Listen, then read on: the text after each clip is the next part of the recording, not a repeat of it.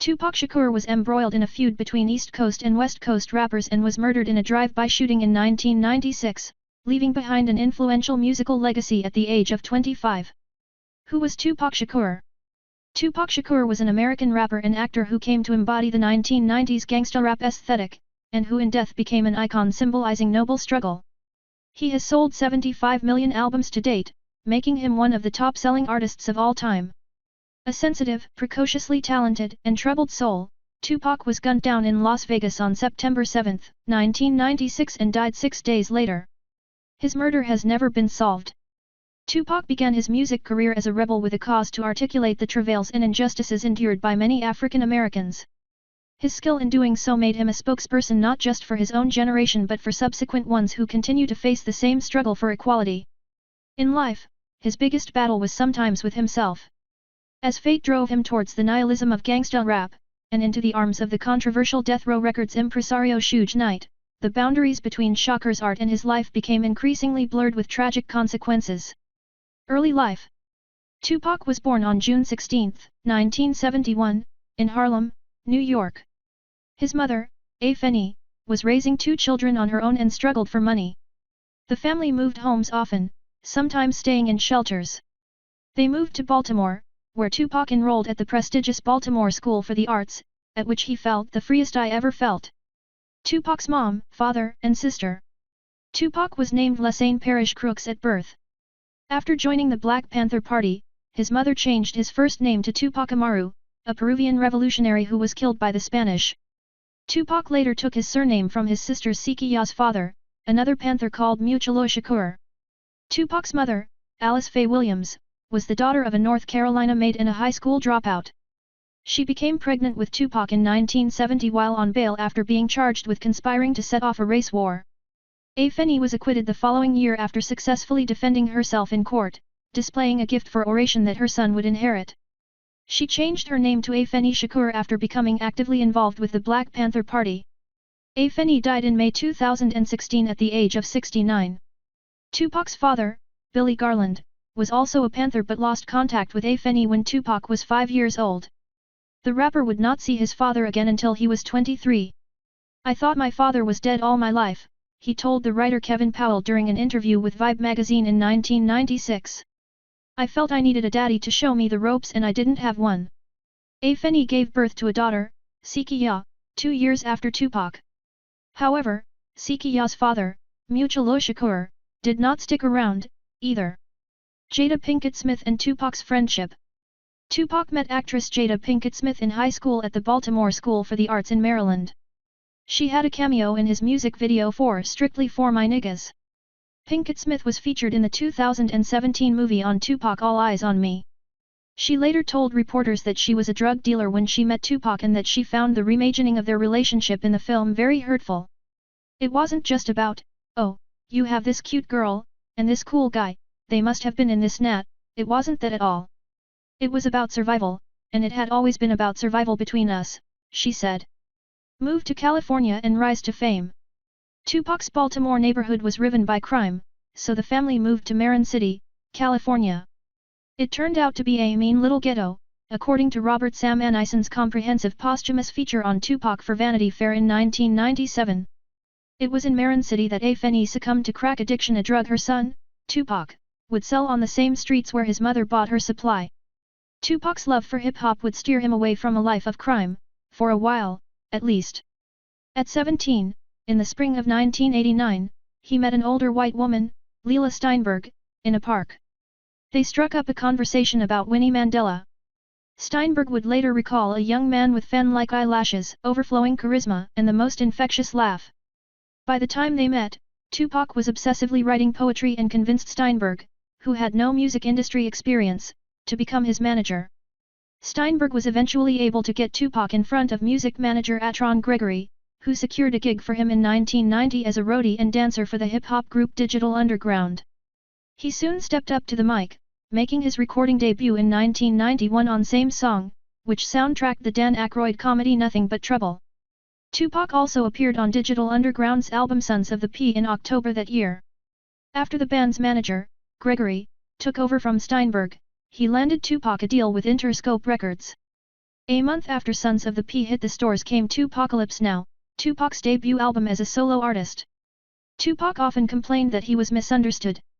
"Everything in life is not all beautiful," he told journalist Chuck Phillips. "There is lots of killing and drugs. To me a perfect album talks about the hard stuff and the fun and caring stuff. The thing that bothers me is that it seems like a lot of the sensitive stuff I write just goes unnoticed. Legal drama and serving jail time." In August 1992, Tupac was attacked by jealous youths in Marin City. He drew his pistol but dropped it in the melee. Someone picked it up, the gun fired, and a 6-year-old bystander, Quaid Walker Teal, fell down dead. While Tupac was not charged for Walker Teal's death, he was reportedly inconsolable. In 1995, Walker Teal's family brought a civil case against Tupac, but settled out of court after an unnamed record company thought to have been death row offered compensation of between $300,000 to $500,000. In October 1993, Tupac shot and wounded 2 white off-duty cops in Atlanta, one in the abdomen and one in the buttocks after an altercation. However, the charges were dropped after it emerged in court that the policeman had been drinking, had initiated the incident and that one of the officers had threatened Tupac with a stolen gun. The case illustrated the misrepresentation of African American males, and the attitude of some police toward them, which Tupac had been talking about in his music. What was portrayed as gun-toting gangster behavior by a lawless individual turned out to be an act of self-defense by a young man in fear of his life. All the while, Tupac's star continued to rise. Tupac did go to jail for 15 days in 1994 for assaulting the director Allen Hughes, who had fired him from the set of the movie Menace to Society for being disruptive. Tupac vs. Biggie Smalls, aka the Notorious B.I.G. Before Tupac released his third album, there was more trouble. In November 1994, he was shot multiple times in the lobby of a Manhattan recording studio, Quad, by 2 young black men. Tupac believed his rap rival Biggie Smalls was behind the shooting, for which nobody has ever been charged. Smalls always denied he knew anything. In 2011, Dexter Isaac, a New York prisoner serving a life sentence for an unrelated crime, claimed he was paid to steal from Tupac by the artist manager and mogul James Henchman Rosemond, and shot the rapper during the robbery. In June 1996, Tupac released a diss track, Hit 'Em Up, aimed at Biggie Smalls and his label boss at Bad Boy Records, Sean Diddy Combs, ratcheting up the tension between East and West Coast rap. Their rivalry was fast becoming hip-hop's most famous and ugliest beef. Within 3 months, Tupac was murdered. Rape charges against Tupac. In February 1995, Tupac was sentenced to between 1.5 and 4.5 years of jail time for sexually abusing a female fan. The case related to an incident that had taken place in Tupac's suite in the New York Parker Meridien Hotel in November 1993. Tupac maintained that he had not raped the girl, although he confessed to the Vibe magazine journalist Kevin Powell that he could have prevented others who were present in the suite at the time from doing so. "I had a job to protect her," he said, expressing his sorrow, "and I never showed up." Joining Death Row Records. While Tupac was in prison on rape charges, he was visited by Suge Knight, the notorious label boss of Death Row Records. Knight offered to post the $1.3 million bail Tupac needed to be released pending his appeal. The condition was that Tupac sign on to Death Row. Tupac duly signed. He was released from the high-security Dannemora facility in New York in October 1995. At the same time as he was glorifying an outlaw lifestyle for Death Row, Tupac was financing an at-risk youth center, bankrolling South Central sports teams, setting up a telephone helpline for young people with problems, all noted in Robert Sam Anson's Vanity Fair article, published after Tupac's death. Songs and albums. Tupac has released a total of 11 platinum albums, 4 during his career, with 7 more released posthumously. To date, Tupac has sold more than 75 million records worldwide. As of September 2017, the Recording Industry Association of America, RIAA, listed Tupac as the 44th top-selling artist of all time by album sales and streaming figures. Tupacalypse Now. Tupac's first album as a solo artist was Tupacalypse Now.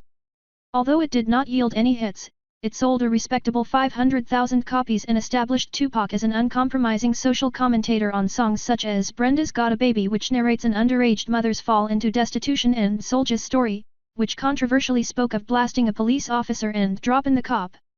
The song was cited as a motivation for a real-life cop killing by a teenage car thief called Ronald Ray Howard and was condemned by the then U.S. Vice President Dan Quayle.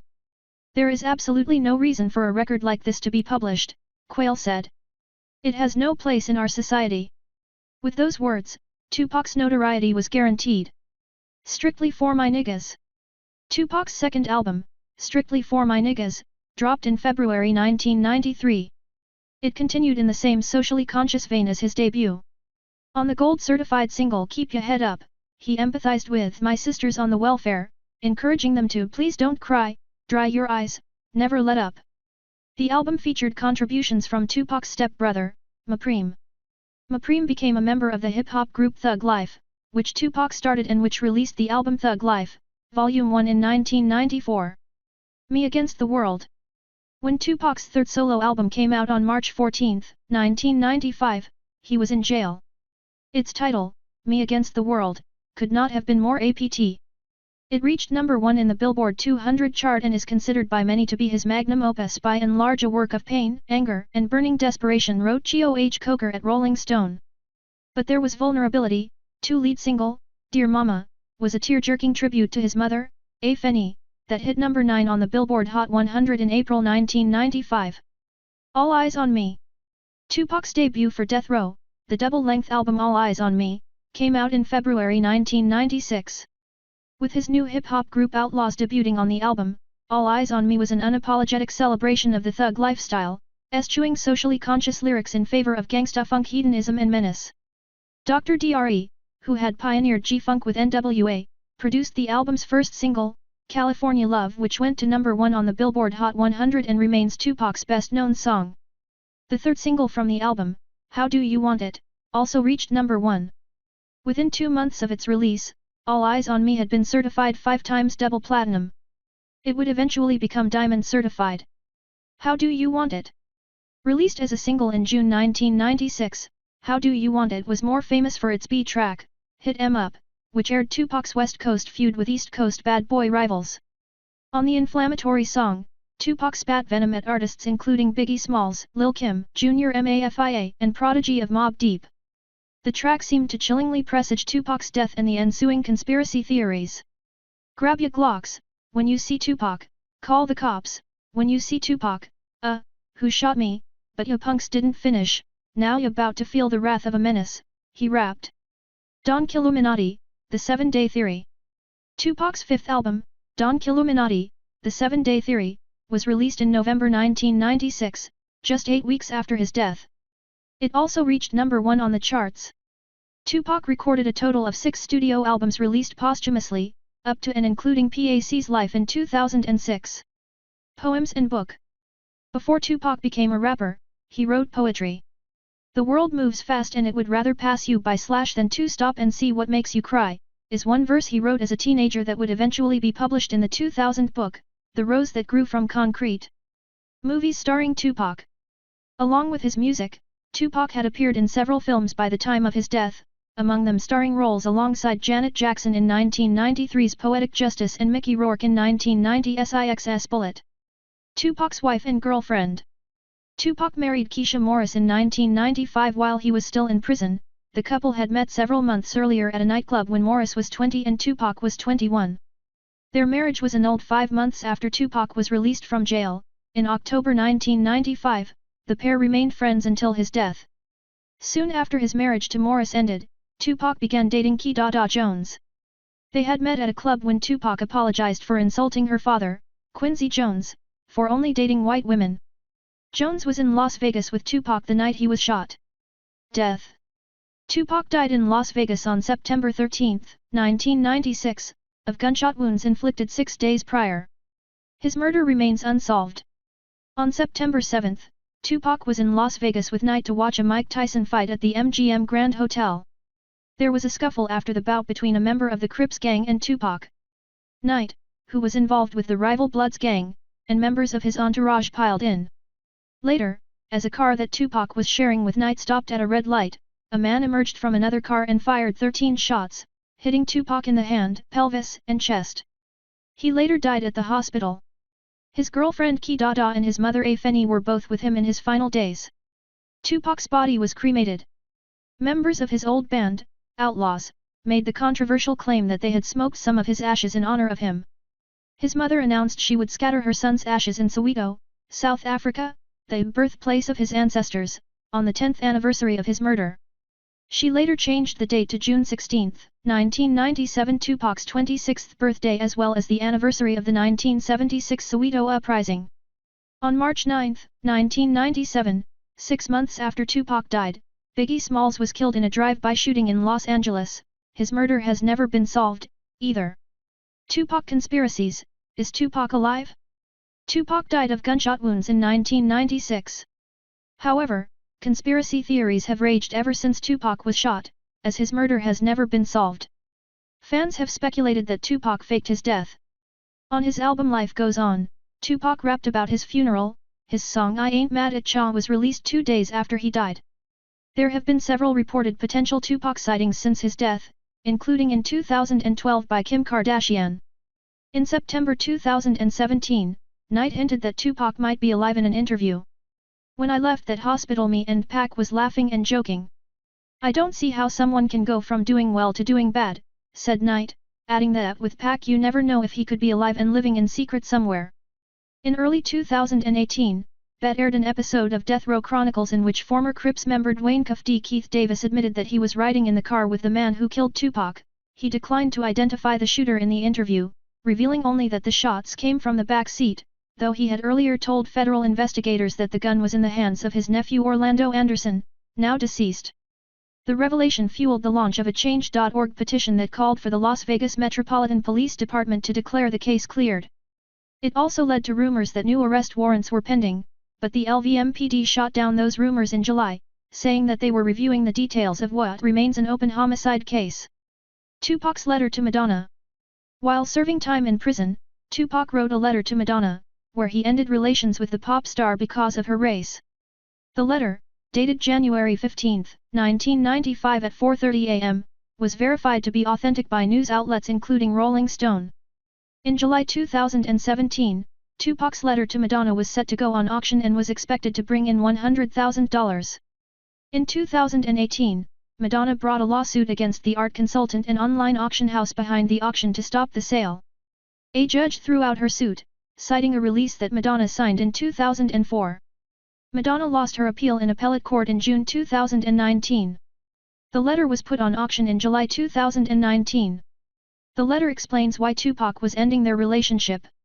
For you to be seen with a black man wouldn't in any way jeopardize your career. If anything, it would make you seem that much more open and exciting, he wrote. But for me, at least in my previous perception, I felt due to my image, I would be letting down half of the people who made me what I thought I was. I never meant to hurt you. Tupac also apologized. Like you said, I haven't been the kind of friend I know I am capable of being, he said, adding that he'd grown both spiritually and mentally and was no longer the young man with limited experience with an extremely famous sex symbol. Who Killed Tupac? TV miniseries. On November 21, 2017, A&E aired the 6-part biography Presents, Who Killed Tupac, which followed civil rights attorney Benjamin Crump on his investigation into key theories behind Tupac's 1996 killing. Rock and Roll Hall of Fame. On April 7, 2017, Tupac was inducted into the Rock and Roll Hall of Fame, one of music's highest honors, a worthy inclusion for a rapper hailed by many to have been the greatest of all time.